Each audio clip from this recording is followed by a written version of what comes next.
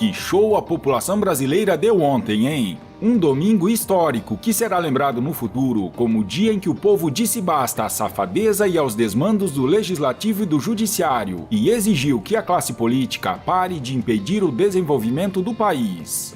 Os brasileiros de bem, a parte esclarecida da sociedade brasileira, saiu às ruas para mostrar quem de fato manda no Brasil, quem é o patrão e subiu o tom, deu um ultimato. Aos petistas e seus asseclas, não mexam com Moro e com a Lava Jato. Aos congressistas, parem imediatamente de sabotar o Brasil e aprovem todos os projetos, reformas e decretos do governo Jair Bolsonaro. Não é um pedido, é uma ordem. A Suprema Corte, Vossas Excelências, comedores de lagostas, não representam a real justiça do Brasil.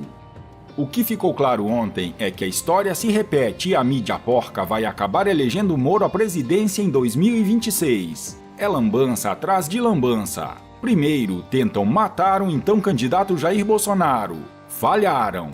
Durante as eleições, inventaram de tudo. O nível foi tão baixo que chegaram a acusar uma pobre senhora, vendedora de açaí, de ser uma suposta funcionária fantasma de Bolsonaro. Falharam. Tentaram eleger Fernando Haddad. Falharam.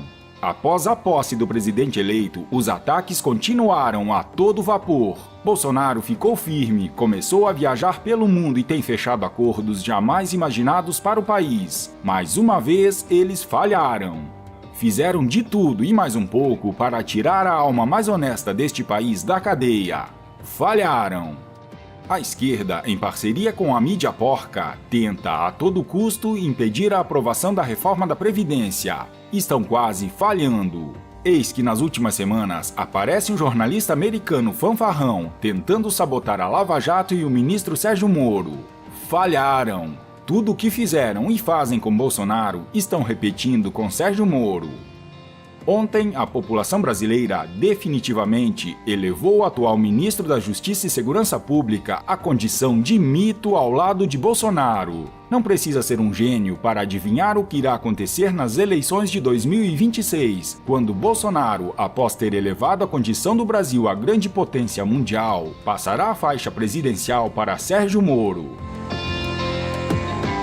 Falando no futuro presidente, Moro usou o Twitter para comentar as manifestações de ontem e o seu trabalho como ministro e também como juiz. Eu vejo, eu ouço, eu agradeço. Sempre agi com correção como juiz e agora como ministro. Aceitei o convite para o Ministério da Justiça e Segurança Pública para consolidar os avanços anticorrupção e combater o crime organizado e os crimes violentos. Essa é a missão. Muito a fazer. Disse ele, e continuou aproveitando para mandar um recado aos aliados dos criminosos. Sou grato ao presidente Jair Bolsonaro e a todos que apoiam e confiam em nosso trabalho. Hackers, criminosos ou editores maliciosos não alterarão essas verdades fundamentais. Avançaremos com o Congresso, com as instituições e com o seu apoio. O presidente Jair Bolsonaro agradeceu aos patriotas que foram às ruas exigir que a classe política trabalhe em prol do Brasil e não dos interesses pessoais da banda podre que habita o parlamento brasileiro. Aos que foram às ruas hoje manifestar seus anseios, parabéns mais uma vez pela civilidade. A população brasileira mostrou novamente que tem legitimidade, consciência e responsabilidade para estar incluída cada vez mais nas decisões políticas do nosso Brasil. Um dos discursos mais contundentes foi do general Heleno, que chegou do Japão e foi direto para as ruas. Diante de uma multidão, Heleno disse: "Hoje é um dia histórico para esse país. Nós acabamos de chegar, o presidente da República e sua comitiva, da reunião do Grupo dos 20, que reúne os maiores países do mundo em Osaka, no Japão. Mais uma vez, as previsões dos esquerdopatas, dos derrotistas, fracassou. O presidente do Brasil volta de Osaka devidamente homenageado pelos grandes chefes de Estado do mundo. Foi recebido com todas as honras, não só pelo governo japonês, mas por todos que estavam lá presente, incluindo o presidente Macron, a presidente Angela Merkel, o presidente Donald Trump e todos os outros dignitários dos países. Heleno, com camiseta amarela, em frente ao Congresso Nacional, nacional, num carro de som. Também lembrou que o ministro Sérgio Moro teve coragem de abandonar 22 anos de magistratura para se entregar à pátria sem ganhar nada, ao contrário. Como bem lembrou o ministro Heleno, a reunião do G20 foi um sucesso para o presidente da República. Agora o Brasil trata de igual para igual com os maiores líderes mundiais. Não aceita mais reprimendas, ameaças e outras descortesias que no passado faziam os mandatários sair de cena com o rabo entre as pernas. O Brasil agora é outro. O advogado Guilhermo Federico Piacesi Ramos, um patriota que expõe com maestria em suas redes sociais os acontecimentos políticos atuais que vêm mudando a história do Brasil, nos explica em seu último artigo o porquê hoje é dia de nos orgulharmos, todos, de sermos brasileiros. Era uma vez um país de dimensão continental, localizado ao sul do Equador, habitado por um povo alegre e ordeiro, mas que ligava mais para os times de futebol e para a festa de carnaval do que para os destinos da nação. É que as pessoas que formavam esse povo tinham sido condicionadas por séculos pela oligarquia que controlava o poder a se resignarem e aceitarem de bom grado seu próprio destino, que entregavam, na quase totalidade das vezes, nas mãos do Estado, que lhes devolvia algum pequeno benefício caridoso. Esse país era riquíssimo e nele o esbanjamento do dinheiro do povo por parte da oligarquia no poder era a regra, era o modus operandi, era a forma de demonstração da imponência e grandeza do Estado frente à pequenez do povo. Como a ambição pelo poder movia a oligarquia daquele país enorme, surgiu a necessidade de se aumentar potencialmente o tamanho do Estado para acomodar os novos membros da elite e a classe política que controlava o poder. Diante disso, elevaram-se as formas de arrecadação de dinheiro do povo. Dinheiro esse que era sistematicamente subtraído para a manutenção da casta no controle do Estado e nos destinos da nação. É que os donos do poder tinham plena confiança no desinteresse do povo para com a política. Sabiam eles, esses donos do poder, que, para o povo, participar da política era apenas sair às ruas nos dias de eleição para votar, obrigação que, uma vez cumprida, possibilitava ao povo que retornasse ao seu conhecido estado de torpor e aos seus passatempos futebolísticos e folguedos carnavalescos.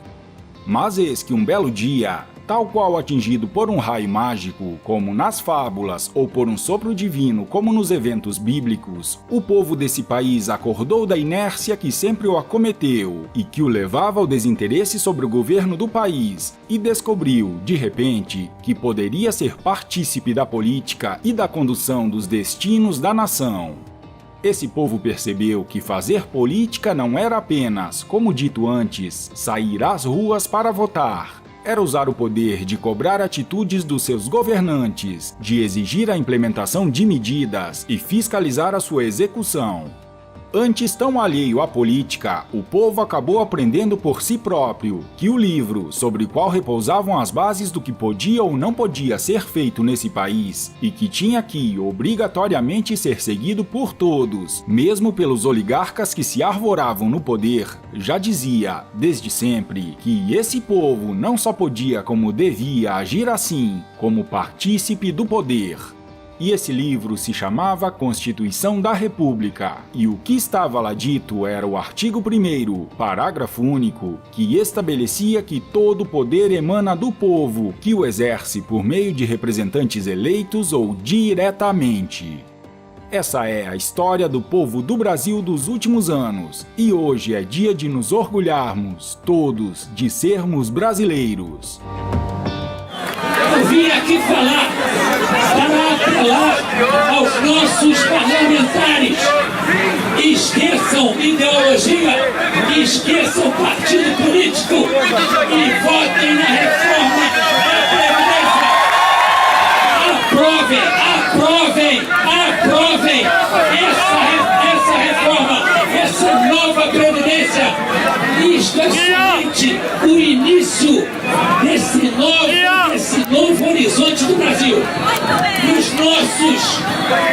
Os nossos congressistas são diretamente responsáveis por esse essa medida que é absolutamente inadiável. O Brasil precisa deles e eles precisam de vocês.